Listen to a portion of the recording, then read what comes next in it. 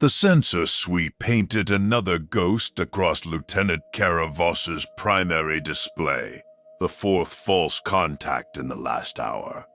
She watched the blip dissolve into static, just another chunk of ancient debris tumbling through the wreckage field that carpeted this nameless moon's surface.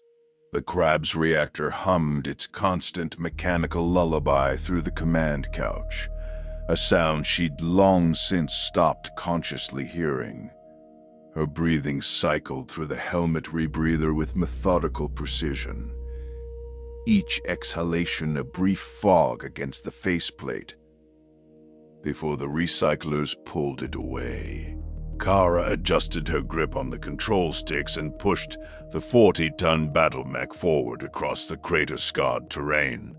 Sunlight from the distant primary star blazed across the moon's surface with merciless intensity, reflecting off exposed metal and crystalline rock formations in blinding white sheets. Her cockpit displays automatically dimmed sections of the view screen, where the glare threatened to overwhelm her vision. Beyond those pools of harsh illumination, shadows fell like black knives into craters and crevices. Absolute darkness where no scattered light could penetrate in the airless void. The wreckage field had been marked on her navcomp as Site Gamma 77, though she doubted anyone had bothered with official designations out here in the Deep Periphery. The debris pattern suggested a dropship had made an uncontrolled landing almost 2 centuries ago, back during the height of the Star League. Components were scattered across nearly 8 square kilometers of lunar surface, partially buried under regolith and micrometeorite dust. If the original crew had been carrying anything valuable, anything that qualified as genuine LosTech, then 3 months of fuel and life support expenses would suddenly seem like a reasonable investment. She'd been searching for 6 hours now, methodically working a grid pattern across the primary debris concentration. The Crab moved with surprising grace, despite its ungainly appearance, the reverse joint legs designed for precise movement rather than speed. Her left-hand controls managed the positioning of the medium lasers mounted in each arm, while her right hand kept ready on the firing controls. The large laser in the right torso remained powered, but dormant, a weapon she'd avoid using unless absolutely necessary. Every shot from that beast would pump enough waste heat into her cockpit to make breathing an exercise in endurance. The comm channel remained silent, except for the occasional hiss of cosmic radiation. She'd left her salvage ship, the battered Union-class dropship Meridian's Fortune, in orbit 3 hours ago, with explicit instructions for Captain Darrow to maintain radio silence unless absolutely necessary. Out here, beyond the edges of any recognized nation or territory, broadcasting your presence was an invitation for unwanted attention.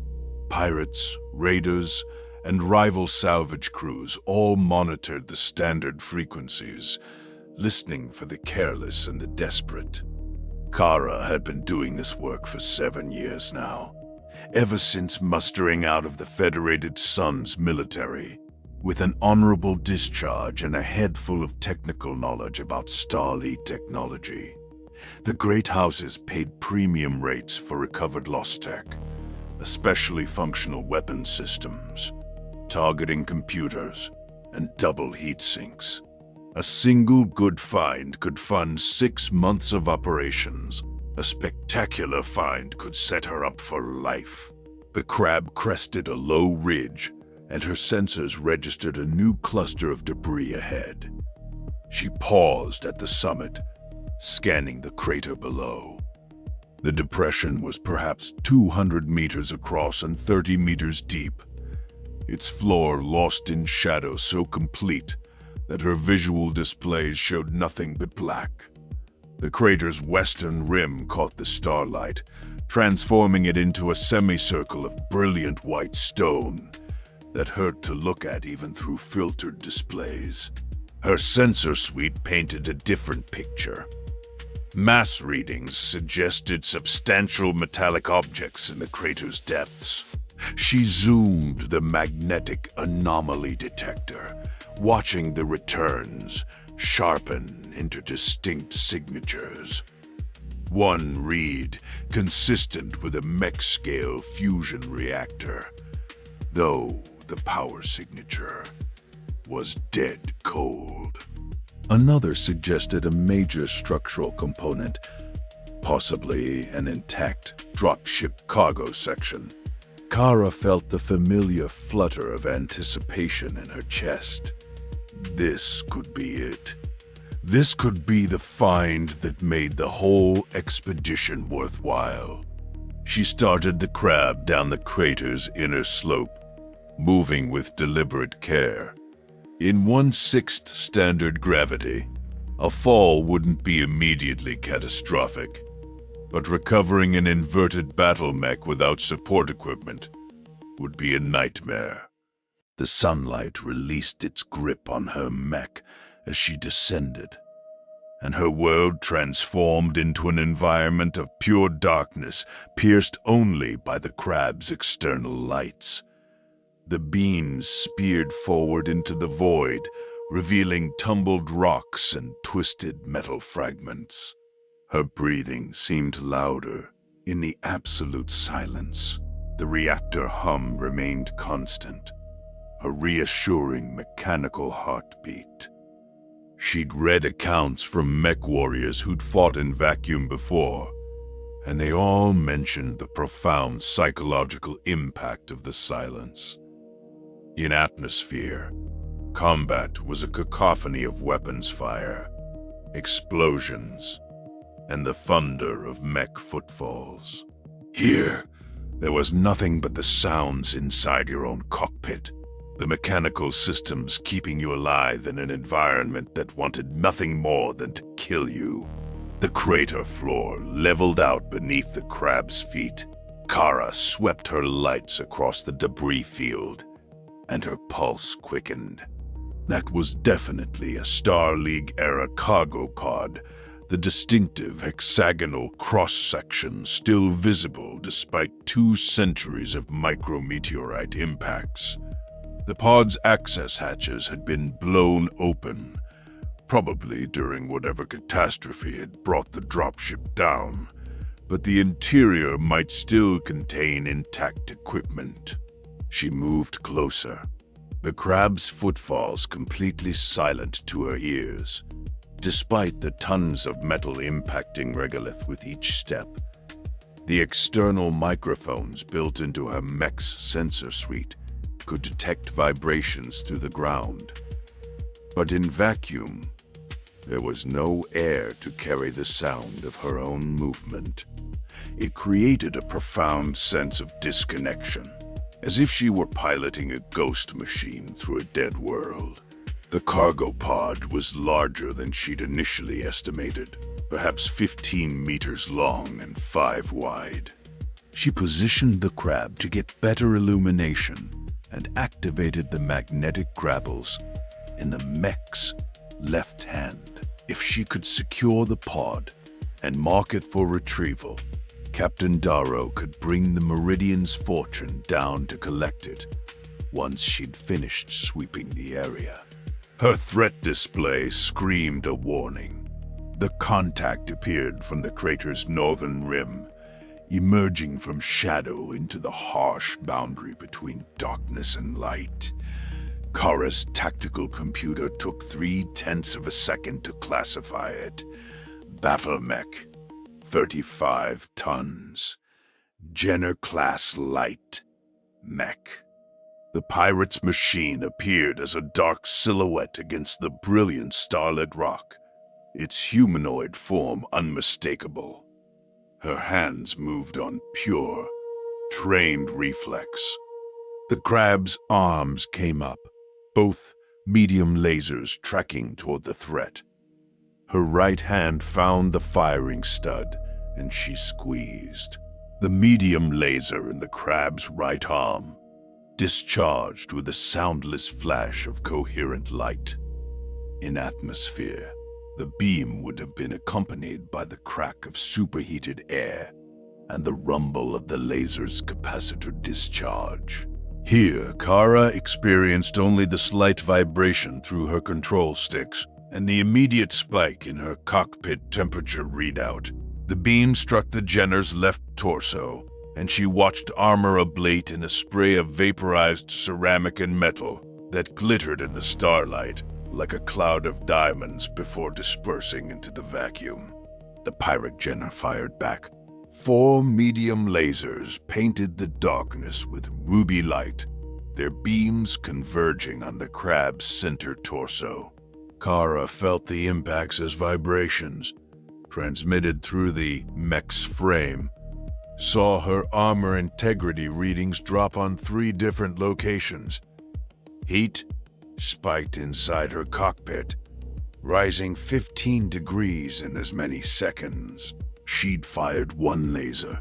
The pirate had fired 4.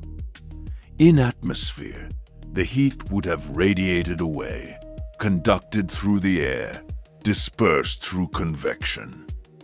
In vacuum, there was nowhere for it to go except into the mech's internal heat sinks, and from there, into the cockpit she occupied. Sweat broke out across her forehead. She ignored it and fired again. Both medium lasers this time.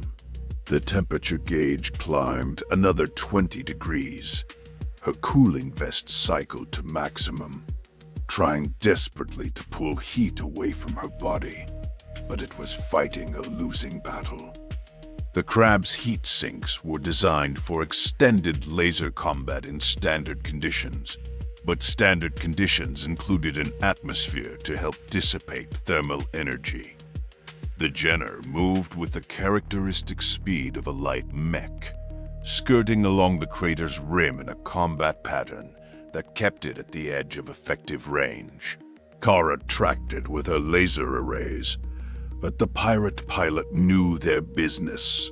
They stayed in the harsh light of the crater's rim, where the glare made targeting difficult, while Kara's crab remained in the crater's depths, illuminated by her own running lights like a target in a shooting gallery.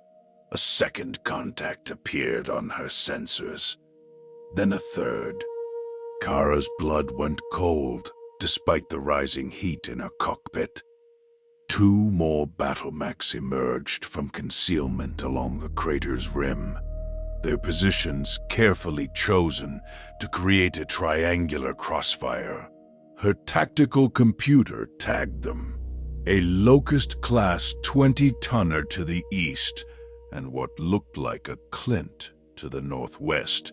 She'd stumbled into an ambush, a carefully prepared killing ground. The pirates must have been monitoring her approach, tracking her movements across the moon's surface. They'd let her descend into the crater, let her focus on the salvage, and now they had her in the worst possible tactical position. In atmosphere, she might have generated enough jump jet thrust to escape the crater, but the crab wasn't equipped with jump jets. In vacuum, she couldn't even use smoke or chaff to obscure their targeting. There was nowhere to hide, nowhere to run. She opened a tight beam transmission to the Meridian's fortune. Maximum encryption. Darrow, I've got contact. 3 hostiles. I'm engaged.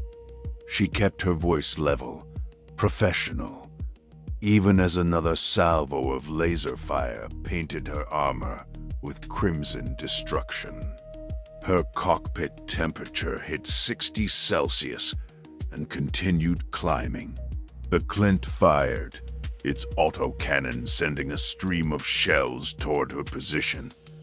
She saw the muzzle flashes, silent and strangely beautiful, in the airless void. The rounds impacted her left arm and torso, Each hit transmitted as a shudder through her command couch. Armor values dropped further. She was taking concentrated fire from 3 directions, and every second she stayed in the crater brought her closer to catastrophic damage.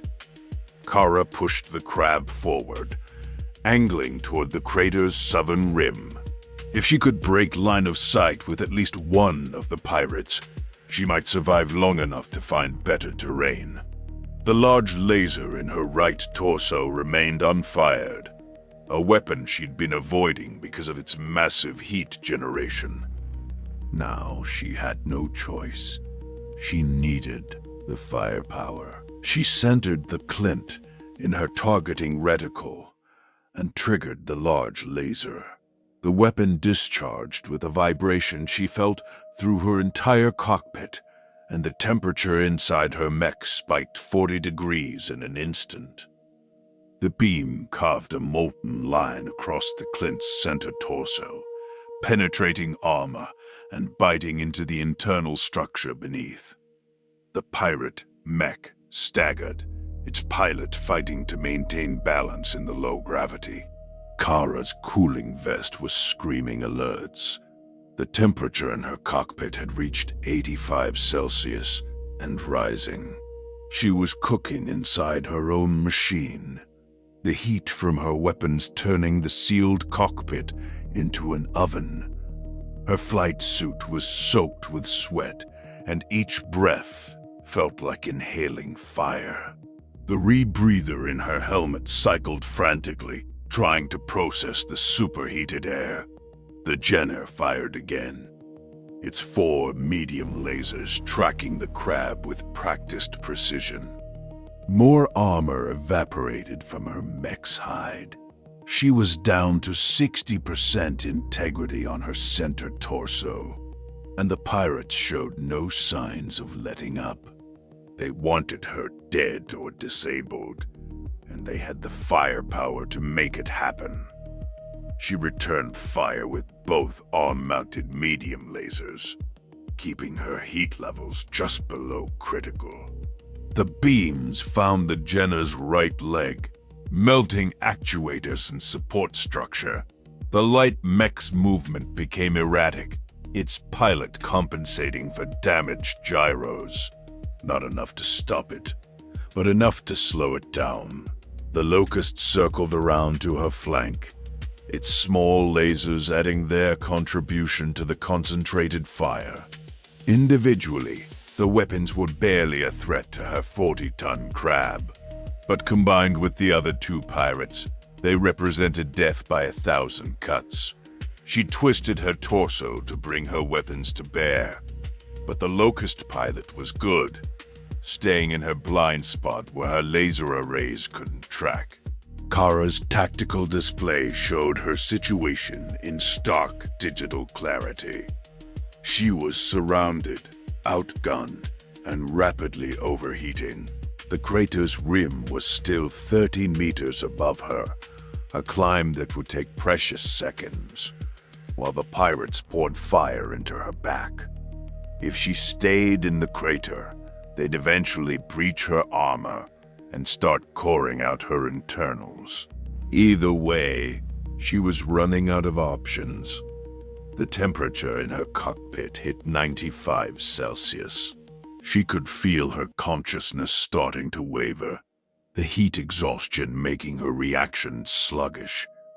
Her hands felt slippery on the control sticks despite the gloves. She needed to end this fight fast, or she wouldn't be conscious to finish it at all. A new contact appeared on her sensors, this one broadcasting on her private frequency. Captain Darrow's voice crackled through her headset, distorted by encryption but unmistakably urgent. "Voss, I'm inbound. ETA 4 minutes. Can you hold?" 4 minutes, an eternity in combat time. She'd be dead or unconscious from heat stroke in half that time if she kept trading fire with 3 opponents. But Darrow's arrival might change the tactical equation enough to give her a chance. She keyed her transmit button. Negative. On holding current position. I'm going mobile. Track my beacon and provide fire support when you're in range. Kara didn't wait for acknowledgement. She pushed the crab into a run, such as it was in the low gravity. Each footfall sent the mech bounding forward in long, loping strides that covered ground faster than walking, but required careful attention to balance. She angled toward the southern crater rim, where the slope was gentlest and the climb would be fastest.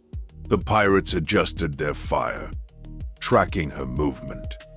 Lasers carved lines through the vacuum, visible only where they intersected dust particles or struck solid matter. Autocannon rounds kicked up silent fountains of regolith around her feet. She fired back with her medium lasers, not trying for precise hits, but simply forcing the pirates to respect her weapons. Every shot added more heat to her cockpit, pushing the temperature toward dangerous levels. 100 Celsius.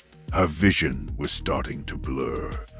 The cooling vest was doing nothing now, overwhelmed by the thermal load. She could feel her heart hammering in her chest, her body desperately trying to shed heat that had nowhere to go. In atmosphere, she might have opened the cockpit canopy to let cooler air rush in. In vacuum, opening the canopy meant death in seconds. The crab's feet found the crater's slope. She pushed upward, fighting against the low gravity that wanted to send her bouncing out of control.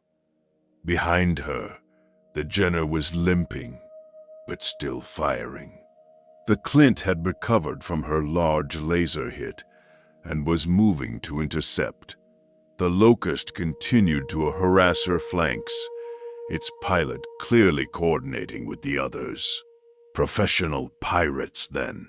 Not just opportunistic raiders, but an organized unit with combat experience and tactical discipline. That made them more dangerous but also more predictable. They'd have a command structure, a plan, and specific roles. If she could identify their leader and take them out, the others might break off.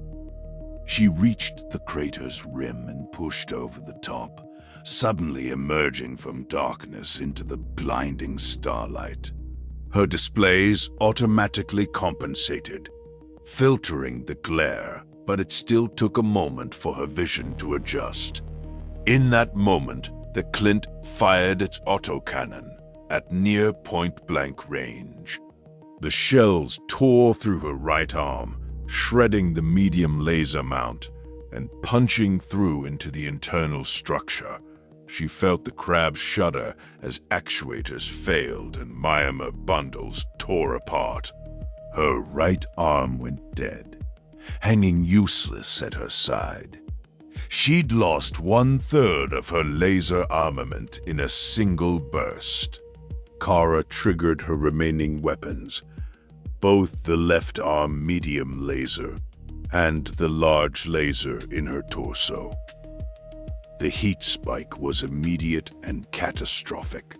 Her cockpit temperature shot past 110 Celsius. Red warning lights flooded her display.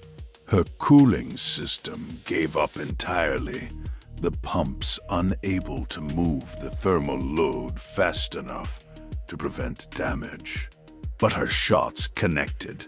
The large laser caught the Clint square in the center torso, burning through the damaged armor from her previous hit and penetrating into the fusion reactor shielding beneath.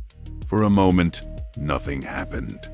Then, the Clint's torso erupted in a silent explosion of vaporized metal and escaping plasma.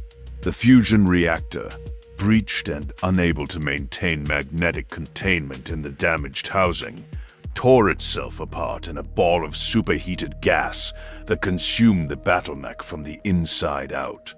The Clint collapsed. Its internal structure melted into slag. Its pilot, certainly dead. 1 down, 2 to go. But Kara was barely conscious. The heat inside her cockpit had reached the point where her body's cooling mechanisms were failing. She was going into heat stroke, her core temperature rising beyond safe limits.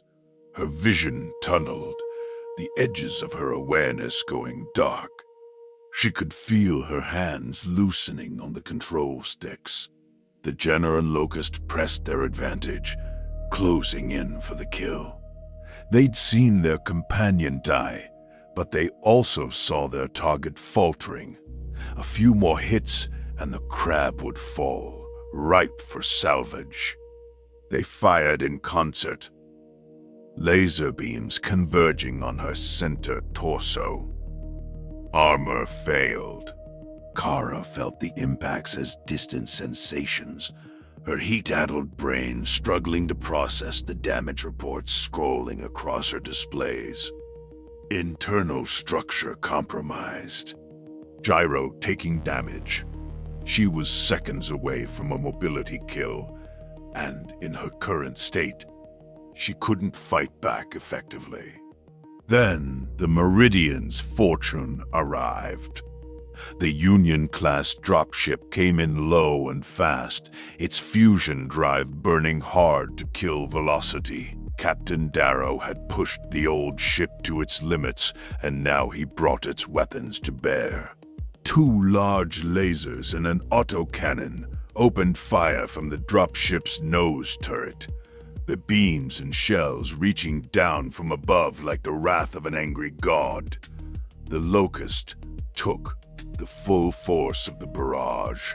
1 large laser missed, the beam passing so close that it vaporized a line of regolith beside the light mech. The second laser and the autocannon didn't miss. The 20-ton mech disintegrated under the combined fire, armor and structure failing simultaneously. The Locust's fusion reactor shut down in an emergency scram, but by then there wasn't enough of the mech left to salvage. The Jenner pilot made the smart choice. They turned and ran, pushing their damaged mech to maximum speed across the lunar surface. Kara watched them go through dimming vision, unable to pursue, barely able to remain upright. The pirate disappeared over a ridge and was gone. Captain Darrow's voice came through her headset, sounding distant and distorted. "Voss, respond. What's your status?" She tried to answer, but her tongue felt thick and clumsy in her mouth. The cockpit temperature was finally starting to drop as her heat sinks caught up with the thermal load, but the damage was done. She was deep into heat exhaustion, possibly heat stroke. Her body had been pushed beyond its limits. "Medical emergency," she managed to force out. "Need evac." The Meridian's fortune settled onto the lunar surface with surprising gentleness, Darrow using the dropship's fusion drive to slow the descent until the landing gear kissed the regolith with barely a bump. Kara watched it happen through a haze of semi-consciousness, her hands locked on the Crab's controls more from muscle memory than deliberate action. The next several minutes passed in a blur. She was aware of her cockpit canopy opening, the sudden rush of escaping air as the seal broke. Her emergency oxygen kicked in automatically, the suit systems compensating for the vacuum. Hands in pressure suits reached in to unbuckle her restraints, to lift her from the command couch. She tried to help, but her limbs wouldn't cooperate properly. They carried her through the dropship's cargo bay, through the airlock, into the blessed cool of the pressurized interior. She felt the suit helmet come off, felt cool air on her face, and the sensation was so overwhelming that she nearly passed out from relief. Someone was holding a water bottle to her lips, making her drink in small sips. Someone else was checking her vital signs, their voice professional and calm. Core temp is 40.2 Celsius. She's got moderate heat exhaustion, but no signs of heat stroke. Get her to medical and start active cooling protocols. She'll be fine. Kara let herself relax into the hands supporting her. She'd survived. Against 3 opponents in a prepared ambush, in the worst possible terrain, she'd survived. 1 pirate dead, another heavily damaged and fled. And she was still breathing. Not bad for a day's work. Captain Darrow's face appeared above her. His weathered features creased with concern. "You had me worried there, Lieutenant. Thought I was going to have to explain to the insurance company how I let my best mech warrior get cooked in her own cockpit." She managed a weak smile. "Takes more than a little heat to stop me, Captain." "A little heat? Your cockpit readouts say you were at 115 Celsius when we pulled you out. That's not a little heat. That's a damn oven." He shook his head, but there was relief in his eyes. "Rest up. We'll discuss the salvage situation once you're back on your feet." They moved her to the medical bay, a compact but well-equipped space that served the Meridian's Fortune's small crew. The ship's medic, a former Davion combat medic named Torres, got her out of the cooling vest and flight suit and into a medical gown. Cold packs were placed at strategic points on her body, and she was given more water to drink. Torres monitored her vital signs with the practiced efficiency of someone who'd treated heat casualties before. "You're lucky," Torres said as she worked. "Another 5 minutes at that temperature, and you'd be looking at organ damage. As it is, you're going to feel like hell for the next day or 2. But you'll make a full recovery." Kara nodded weakly. She was already feeling better as her core temperature dropped back toward normal levels. The shaking in her hands was subsiding, and her vision had cleared. She'd pushed herself to the absolute limit, but she'd stayed on the right side of that line between survival and catastrophe. Torres left her to rest, dimming the lights in the medical bay to help her sleep. But Kara's mind was too active for sleep, replaying the battle in the crater, analyzing what had gone right and what had gone wrong.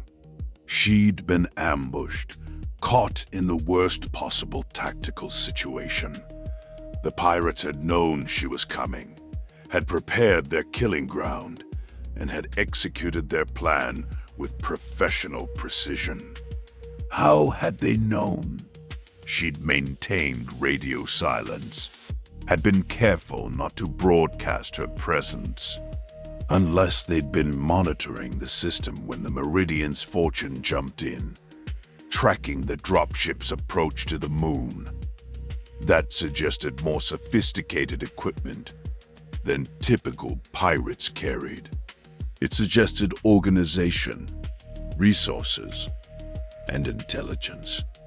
She was still turning those thoughts over in her mind when Captain Darrow returned an hour later. He pulled up a chair beside her medical bed and sat down with the heavy sigh of a man who'd been dealing with complications. "I've got good news and bad news," he said. "Which do you want first?" "Bad news first. Always bad news first. The Crab took significant damage. Right arm is a total loss. Center torso armor is compromised, and your heat sinks are going to need a complete overhaul. We're looking at 2 weeks of repairs minimum, assuming we can fabricate or salvage the parts we need. Kara grimaced. 2 weeks was time they couldn't afford to waste. Every day in the Deep Periphery was another day burning through their limited supplies of fuel, food, and life support consumables. And the good news? Darrow's expression shifted to something that might have been satisfaction. The good news is that cargo pod you found? I sent a salvage team down to crack it open while you were recovering. Guess what was inside? Judging by your expression, something valuable. Try a complete Star League-era fire control system. Still in its original packaging, never installed. The kind of targeting computer that great house militaries would pay premium C-bills to acquire. He leaned back in his chair, grinning. We're talking enough money to fund this expedition 10 times over. Maybe enough to buy you a new mech if you wanted.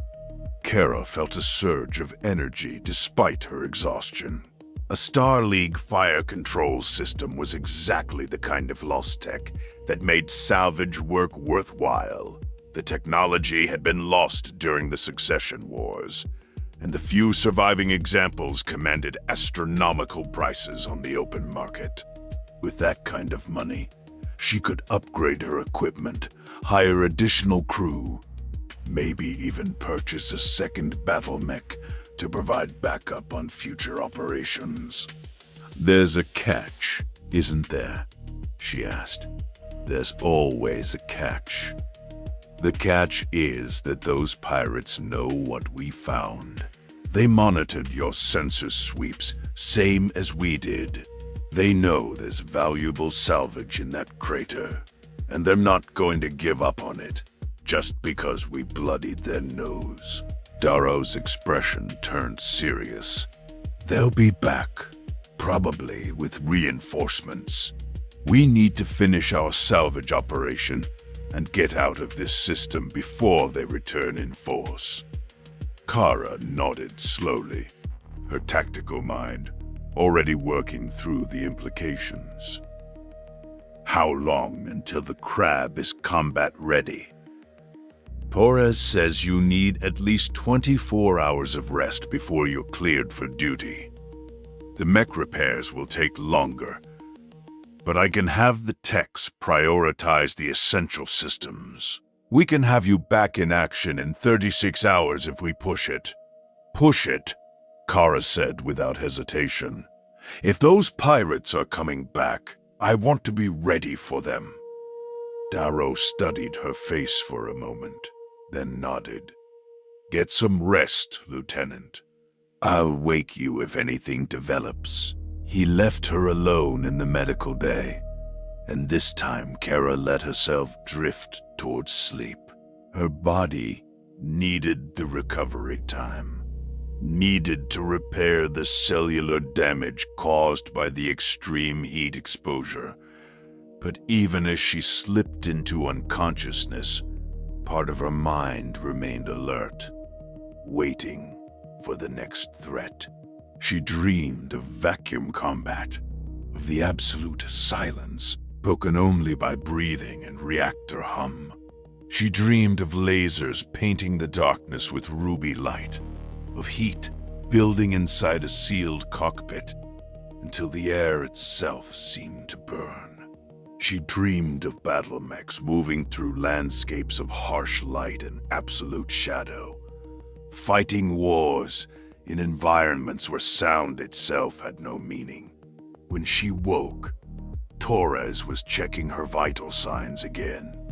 The medic smiled when she saw Kara's eyes open. Welcome back. You've been out for 14 hours. How do you feel? Kara took inventory of her body. The headache that had plagued her after the battle was gone. Her muscles ached, but it was the normal soreness of exertion rather than the weakness of heat exhaustion. Her hands were steady when she flexed them. Better. Much better. Your core temperature is back to normal, and your blood work looks good. I'm clearing you for light duty, but no mech operations for at least another 12 hours. Give your body time to finish recovering. The captain said 36 hours until the crab is ready. That gives me plenty of recovery time. Torres frowned. Kara, you nearly died yesterday. Your body needs more than a day to fully recover from that kind of trauma. My body can recover on the jump back to civilization. Right now, we've got pirates circling and a valuable cargo to protect. I'll rest when we're safely out of this system. The medic clearly wanted to argue, but she also knew Kara well enough to recognize when the mech warrior had made up her mind. Fine, but I'm monitoring your condition closely. First sign of problems, and I'm pulling you out of that cockpit whether you like it or not. Deal. Kara spent the next few hours in the dropship's common area, reviewing damage reports and salvage assessments on a data pad. The crab's repair list was extensive, but manageable. The right arm would need a complete rebuild, which meant either fabricating new components or cannibalizing parts from the salvage field. The center torso armor could be patched with composite plates, though it wouldn't be as strong as the original. The heat sinks were the biggest concern. Several had been damaged by the thermal overload, and without proper replacements, her cooling efficiency would be compromised in any future engagement. Chief Tech Morgan found her there, the grizzled veteran carrying his own datapad, covered in technical schematics. He dropped into the seat across from her and pulled up a holographic display of the crab's internal systems. "I've got a solution for your heat sink problem," Morgan said without preamble. "That cargo pod you found, it wasn't just carrying the fire control system. There were also 6 double-strength heat sinks in the shipment, Starleague manufacture. Never used." Kara felt her eyebrows rise. Double-strength heat sinks were another piece of lost technology, capable of dissipating twice the thermal load of standard models. Can we install them in the crab? Not easily. The mounting systems are different, and we'd need to reconfigure your cooling loops. But yeah, it's doable. Give me 30 hours, and I can have 3 of them integrated into your system. That'll give you better cooling than you had before, which means you can fire that large laser more often without cooking yourself. "Do it," Kara said immediately. "What about the right arm?" Morgan pulled up another schematic. "I can rebuild the structure using salvaged components from that Clint you cored. The internal framework is similar enough that I can make it work. The medium laser is a total loss, but I found an intact one in the wreckage field that's compatible. It'll take time to calibrate, but you'll have both arm lasers operational. How long for everything?" 48 hours if nothing goes wrong. 36 if we get lucky and don't run into compatibility issues. Kara nodded. "Captain wants us ready to move in 36. Make it happen," Morgan grunted. "You mech warriors are all the same. Always pushing for impossible deadlines." But he was smiling as he said it, already pulling up work schedules on his data pad. The next day and a half passed in a blur of activity. Kara divided her time between physical recovery and mission planning. She studied the moon's topography, identifying defensive positions and escape routes. She reviewed the tactical data from her engagement with the pirates, analyzing their patterns and strategies. If they came back, she wanted to be ready. Captain Darrow kept the Meridian's Fortune on high alert, with sensors sweeping the orbital space around the moon for any sign of approaching ships. The salvage teams worked around the clock, pulling valuable components from the wreckage field and loading them into the dropship's cargo bays. The Starlight fire control system was secured in an environmentally sealed container, protected against the temperature extremes and radiation of deep space. 35 hours after the battle, Morgan found Kara in the common area and announced that the Crab was ready for testing. She followed him down to the mech bay, where her 40-ton machine stood in its maintenance cradle, freshly repaired and bristling with weapons. The damage was still visible if you knew where to look. The right arm's armor had a slightly different color, where Morgan had used salvaged plates. The center torso bore the scars of laser impacts, smoothed over, but not entirely erased.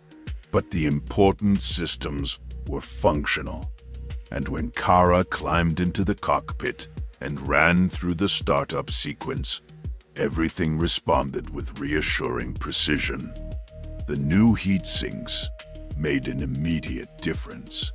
The baseline temperature in her cockpit was noticeably lower, and when she ran test firing sequences on the simulator, the thermal spikes were manageable even when she fired all weapons simultaneously. She could fight at full capacity now, without worrying about cooking herself unconscious. She was running through the final systems check when Captain Darrow's voice crackled over the general channel. "All hands, battle stations. We have multiple contacts inbound from the outer system. Count is 4 dropships and at least a dozen smaller craft. ETA 90 minutes. Kara felt her pulse quicken. The pirates were back, and they'd brought friends. A lot of friends. She keyed her transmit button. "Captain, what's our status? Salvage teams are returning to the ship now. We can lift in 30 minutes if we abandon the remaining cargo in the field, or we can stay for another hour and collect everything. Your call, Lieutenant." It was a question of risk versus reward. The remaining salvage in the wreckage field represented significant value, enough to make a real difference in their profit margin. But staying meant fighting 4 dropships worth of pirates, and the Meridian's Fortune was a cargo hauler, not a warship. They might win such a fight, but the cost could be catastrophic. On the other hand, running now meant abandoning ground they'd paid for in blood and heat exhaustion. It meant letting the pirates claim the salvage field for themselves. And there was a principle involved, a refusal to be intimidated by raiders who thought they could take whatever they wanted through force. "We stay," Kara said. "We finish the salvage operation, and if the pirates want to contest it, we'll give them a fight they won't forget." There was a pause on the channel. Then Darrow's voice came back, tinged with what might have been approval. "Acknowledged. I'll position the Fortune for defensive operations. You take the Crab and establish a perimeter around the salvage teams. If shooting starts, your job is to keep the pirates off our people long enough for them to get back to the ship." "Understood." Kara brought the crab online and walked it out of the mech bay. The massive doors cycling open to reveal the lunar surface beyond. The sun had shifted position during her recovery time, changing the pattern of light and shadow across the crater-scarred terrain. She moved toward the salvage field, where 3 pressure-suited technicians were loading the last cargo containers onto a tracked transport vehicle. The Meridian's Fortune lifted on its fusion drive and repositioned itself to a low hover above the salvage site, its weapons trained on the horizon. The Union-class dropship wasn't built for combat, but it carried enough firepower to make any attacker think twice. 2 large lasers, an autocannon, and a rack of long-range missiles gave it a respectable punch, and its armor could take significant damage before critical systems were compromised. Kara established a patrol route around the perimeter, keeping her sensors active and her weapons ready. The new double-strength heat sinks gave her options she hadn't had before. She could fire her full laser battery without immediately risking heat stroke, which meant she could engage multiple targets in rapid succession. The pirates arrived right on schedule, their dropships burning hard toward the moon's surface. Kara watched them on her sensors, tracking their approach vectors and trying to identify their composition. 3 Leopard-class ships and 1 Union, probably carrying a full company of BattleMechs between them. 12 to 16 mechs against her single Crab and the Meridian's Fortune. Not good odds by any calculation. But the terrain favored defense, and Kara knew this ground now. She'd fought here, bled here, nearly died here. That gave her an advantage the pirates didn't have. The enemy, dropships, settled onto the lunar surface at the edge of the salvage field, their landing sites carefully chosen to surround the Meridian's Fortune. Cargo doors opened, and BattleMechs began to emerge. Kara counted them as they appeared.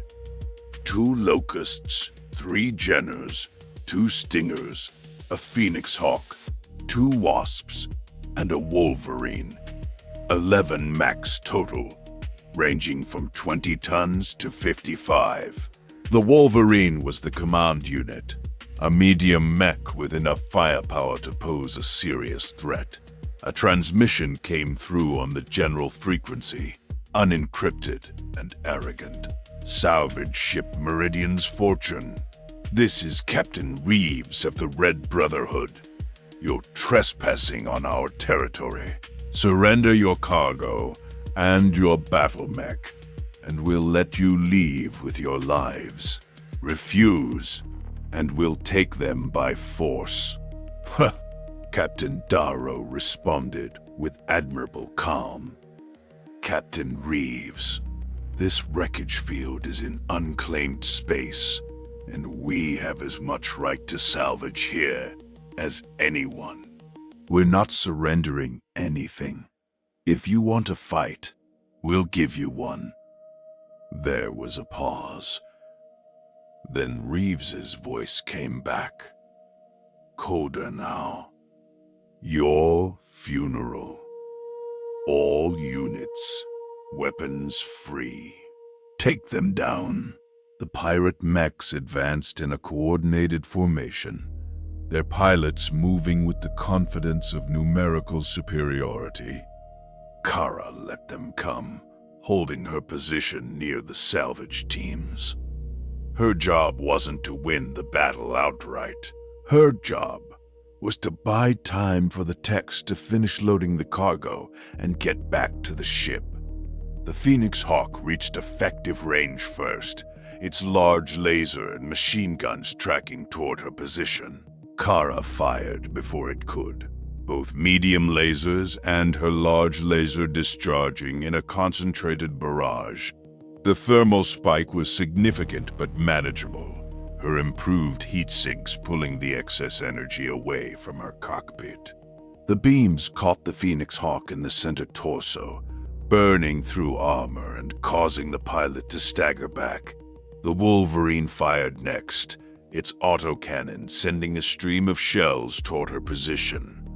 Kara twisted her torso, taking the hits on her left arm instead of her center mass. Armor values dropped, but the arm remained functional. She returned fire with her left medium laser, scoring a hit on the Wolverine's right leg. Then the light mechs joined in, and the battlefield erupted into a storm of laser fire and ballistic rounds. The Jenners and Locusts spread out, trying to flank her position and get shots at the salvage teams. Kara moved to intercept, using the Crab's bulk to block their approach. She fired continuously, picking targets and squeezing off shots with methodical precision. The Meridian's Fortune added its firepower from above, the dropship's weapons reaching down to engage the pirates at long range. A Wasp took a direct hit from one of the Union's large lasers and collapsed, its gyro destroyed. One of the Jenners lost a leg to autocannon fire and crashed to the lunar surface in a spray of regolith, but the pirates kept coming. They had numbers on their side, and they used them effectively. While Kara engaged the frontal assault, 2 Stingers circled around to attack the salvage teams directly. She saw them on her sensors and turned to intercept, but she was too slow. The Stingers opened fire on the techs, their small lasers carving through pressure suits and flesh. 2 of the 3 salvage techs died instantly, their bodies torn apart by weapons fire. The 3rd made it to cover behind a cargo container, but they were pinned down, unable to reach the transport vehicle. Kara felt rage building in her chest, hot and fierce. These weren't military combatants. They were civilian contractors, techs who'd signed on to recover salvage, not fight pirates. She pushed the Crab into a run, covering the distance to the Stingers in long, bounding strides. Her weapons were still cycling from her previous shots, heat levels elevated but manageable. She fired as soon as her lasers came back online, both medium beams converging on the nearest Stinger. The light mech's armor was never meant to withstand that kind of concentrated fire. It melted under the assault, and the Stinger collapsed, its pilot ejecting in a ballistic trajectory that would carry them far across the lunar surface. The second Stinger turned to engage her, but it was already too late. The Meridian's Fortune's autocannon found it, shells tearing through the light mech's torso and ripping out its fusion reactor. The Stinger went down hard, a dead machine on a dead world. Kara reached the surviving tech and positioned the Crab between them and the remaining pirates. "Get to the transport," she ordered over the local channel. "I'll cover you." The tech didn't need to be told twice. They ran in long, low-gravity bounds toward the transport vehicle, and Kara laid down suppressing fire to keep the pirates' heads down. Her heat levels were climbing again, approaching the yellow zone on her display, but she couldn't afford to let up. Not while there was still a civilian in danger. The tech made it to the transport and climbed aboard. The vehicle's driver hit the accelerator, and the tracked machine began moving toward the Meridian's Fortune's cargo ramp. One objective secured, but the battle was far from over. The Wolverine was pressing hard now, its pilot recognizing that Kara was the linchpin of the defense. Take out the Crab, and the Meridian's fortune would be vulnerable. The 55-ton mech advanced with its autocannon blazing, shells hammering Kara's already damaged center torso. She felt impacts transmitted through her command couch, felt the Crab shudder as internal structure took damage. She returned fire with everything she had, all 3 lasers discharging simultaneously. Her heat levels spiked into the red, and the temperature in her cockpit jumped 20 degrees in an instant.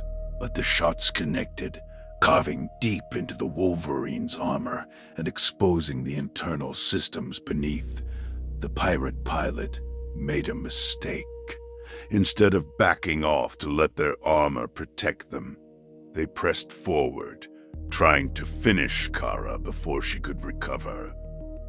It was the wrong choice.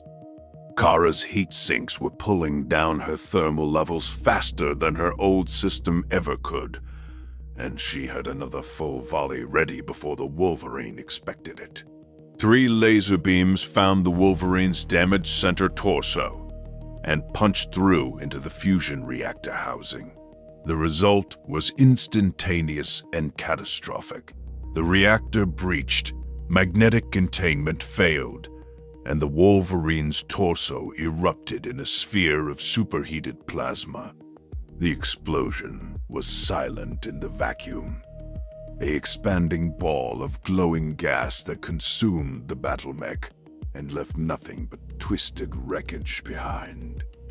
2 of the Jenners broke off, their pilots apparently deciding that the salvage wasn't worth dying for. The remaining pirates pressed on, but their coordination was breaking down. They'd expected an easy fight, a quick victory against an outnumbered opponent. Instead, they'd lost 4 mechs and their commander, and the defenders were still fighting. Captain Darrow's voice came through Kara's headset. "Salvage is loaded. We're ready to lift. Fall back to the ship." Kara began a fighting retreat, moving toward the Meridian's fortune while keeping her weapons trained on the approaching pirates. The Phoenix Hawk tried to pursue, but a long-range missile volley from the dropship convinced its pilot to keep their distance. The remaining locusts and wasps circled but didn't engage, content to let the defenders leave. Kara backed the Crab up the cargo ramp and into the mech bay. The massive doors cycled shut behind her, sealing off the lunar surface. A moment later, she felt the deck shift beneath her feet as the Meridian's fortune lifted on its fusion drive, ascending toward orbit and safety. The battle was over. They'd held the field, completed the salvage operation, and survived against overwhelming odds. 2 techs were dead, and the Crab had taken additional damage, but they'd accomplished their mission. The Star League fire control system and the other recovered LosTech were safely aboard, worth more than enough to cover their losses and turn a substantial profit. Kara shut down the Crab's systems and sagged in her command couch, suddenly aware of how exhausted she was. The cockpit temperature had risen during the final exchange of fire, though not to the dangerous levels of her previous engagement. Her improved heat sinks had made all the difference, allowing her to fight at full capacity without risking heat stroke. She climbed out of the cockpit and found Chief Morgan waiting at the bottom of the ladder. The tech looked her over with a critical eye, then nodded. "You brought my mech back in one piece." "More or less." "More or less," Kara agreed. The center torso took some hits, We'll need to patch the internal structure before the next engagement. Next engagement? We're not done fighting pirates on this rock? We're done here. But there are always more salvage sites, more LosTech to recover, more battles to fight. That's the job. Morgan shook his head, but he was smiling. You mech warriors are crazy. You know that, right? Crazy pays the bills, Kara said, and sometimes it pays very well. She made her way to the bridge, where Captain Darrow was coordinating the departure from the lunar system. The older man glanced up as she entered, his expression a mixture of relief and respect. Good work down there, Lieutenant. You held off an entire company with a single mech. That's going to make one hell of a story. I had help, Kara said, gesturing toward the view screen that showed the lunar surface receding below them. The Fortune's firepower made the difference. Maybe. But you were the one who stood your ground when it mattered. You bought us the time we needed. He pulled up a financial report on one of his displays. The cargo we recovered is worth approximately 2.5 million C-bills on the open market. After expenses and crew shares, your cut comes to about 300,000. Not bad for a week's work. Kara felt a smile tugging at the corners of her mouth. 300,000 C-bills was more than she'd made in the previous year combined. It was enough to upgrade her equipment, hire additional personnel, maybe even purchase a second BattleMech for future operations. It was the kind of money that could transform her salvage operation from a marginal enterprise into a legitimate business. Where to next? She asked. Darrow pulled up a star chart showing the deep periphery beyond the borders of the inner sphere. I've got leads on 3 more potential salvage sites. All of them are in unclaimed space. All of them have indications of Star League-era wreckage. Pick your target, Lieutenant, and we'll see what we can find. Kara studied the star chart, her mind already turning over the tactical implications of each site. This was her life now, hunting for lost technology in the ruins of a fallen civilization, fighting pirates and raiders for the right to claim what others had left behind. It was dangerous work, exhausting work, work that could kill her in a dozen different ways. But it was also profitable work, meaningful work, work that pushed her skills to their absolute limits. And in the silence of the void, where sound itself had no meaning, and every battle was fought in the harsh contrast between light and shadow, she'd found something that felt like purpose. She pointed to one of the marked systems on the chart. There, that one looks promising. Set course and prepare for jump. Darrow nodded and began issuing orders to the crew. The Meridian's fortune turned away from the nameless moon and its field of ancient wreckage, accelerating toward the system's jump point. Behind them, the pirates would salvage what they could from their fallen comrades and lick their wounds, planning their next move. Ahead lay more ruins, more LosTech, more battles in the airless void. Kara returned to her quarters and began writing her after-action report, documenting the engagement for the official record. Her hands were steady on the keyboard, her mind clear despite the exhaustion that tugged at her body. She described the ambush in the crater, the desperate fighting retreat, the final battle at the salvage site. She noted the performance of the upgraded heat sinks, the effectiveness of her tactics, the mistakes she'd made and the lessons she'd learned. When she finished, she saved the file and leaned back in her chair.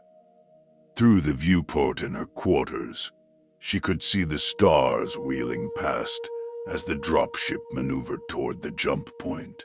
Somewhere out there among those distant lights were more salvage sites, more lost treasures from the Star League era, more opportunities for profit and glory, and in the silence of the void, where heat had nowhere to go and shadows fell like black knives across airless landscapes, she would be ready to face whatever challenges came next. That was the life she'd chosen, the path she'd committed to following. It was a hard life, a dangerous life, but it was hers.